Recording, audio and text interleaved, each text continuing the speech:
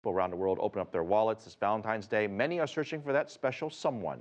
I spoke to Jeremy Edwards, industry analyst at IBISWorld in New York, about the boom in online dating, and I asked him just how much people are willing to spend for love.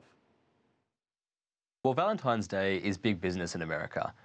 In the United States, we're expecting for 2014 that the holiday is going to be worth $21.6 billion. Now, the main benefactors of that are going to be jewelry stores, offerers of romantic getaways, and also more traditional items such as flowers. If people don't have a date on Valentine's Day, a lot of people say go online, get online and put your profile on there and get a date. You cover that sector as well, but the online dating scene, how big of a business is that, and can it really work for couples looking for love? Dating services are a very lucrative business. In 2014, we're expecting the industry to be worth about $2.1 billion. Now, $1.4 billion of that, the real lion's share, is the online dating sphere. And that's growing so rapidly because there's a declining stigma around the idea of online dating, and also the rapid adoption of smartphones and other tablet devices. We're expecting strong growth over the next 5 years of about 5% on average each year. And the mobile sector is really going to be driving that. Mobile apps are becoming an increasingly important aspect of online dating, and that's because consumers have less time and are using their mobile phones to access the internet more. The purpose of online dating, and I took an informal poll, by the way, around the newsroom about folks who use and don't use it, and the vast majority were quite skeptical. And one of the issues they cited was the fact that you're basically meeting a stranger. The stranger happens to be online. They're putting information on there that they'd like you to read. How can you verify that information online that someone posts is actually true? Look, there's obviously that issue with all aspects of dating, I suppose. Whether you meet somebody out at a bar or something like that, there is always an issue of whether people are telling the truth. We've seen some regulation actually come into play because of that. So states such as New York, New Jersey, Illinois have actually enacted internet dating laws where websites now actually have to explicitly state whether they've required users to have a background check or not. But I suppose it's always an issue that's out there. Some of these websites now charge you money for getting people's emails and getting dates. So what you do is you log in, and the more information you want on somebody, you have to ultimately pay for it, and that costs the consumer or those who are looking for love. Is it worth it for those who say, I want to do more research, I'm going to spend more money? Is it a good deal usually for those looking for a date?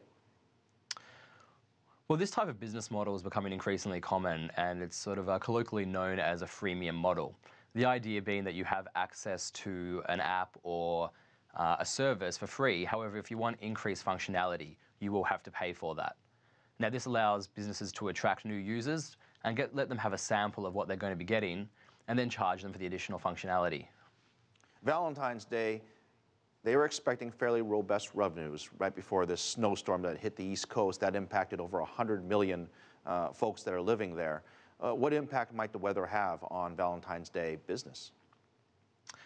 Well, we're still expecting restaurants to make a lot of money out of this weekend. Falling on a Friday, I think there'll be a lot of dates happening on the Friday evening and throughout the weekend as well. Obviously, that might have some effect on people not wanting to go out as much, but typically people have made these plans and they will battle through the weather anyway. When you look out the next 3 or 4 years, one of the areas you highlighted was vacation getaways. Do you have the expectation that that trend is likely to continue? I think so. IBISWorld expects that trend will continue as long as disposable incomes keep rising. Over the next 5 years, we're expecting disposable income to keep rising.